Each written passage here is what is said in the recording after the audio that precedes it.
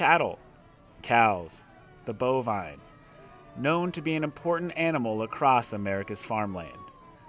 They would feed us with their meat, quench our thirst with their milk, which in turn can be used to make cheese, butter, yogurt, and of course, ice cream. Cows can also clothe our bodies with their skin. So the American farmer raised cattle for each of these human necessities. They were and still are a major economic engine. But how do you move cattle from ranch to market? The cattle drive, a piece of Americana that is ingrained in our country's pastime. Since the late 1800s, cattle would be moved from pasture to stockyard where all of their goods could be harvested. Cattle were moved thousands of miles, with an impressive 25 miles possible per day. Thousands of cattle were moved. The open ranges of Kansas, Nebraska, Texas, and Missouri. The deserts of Arizona, California, and Oregon.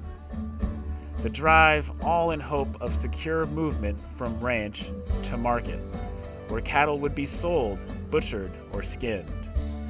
The value of a healthy, large herd of stock would lead to a pretty penny for its owners.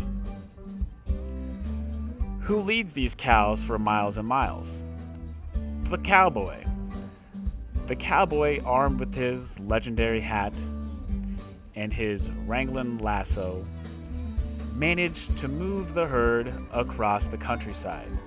The occupation of cowboy grew into an icon of the American West. But are cattle drives uniquely American? No. In Australia, drovers, their word for cowboy, would drive cattle across the country. In Australia, cattle drives were such a mainstay, the country authorized the traveling stock routes, designated strips of land just for moving cows.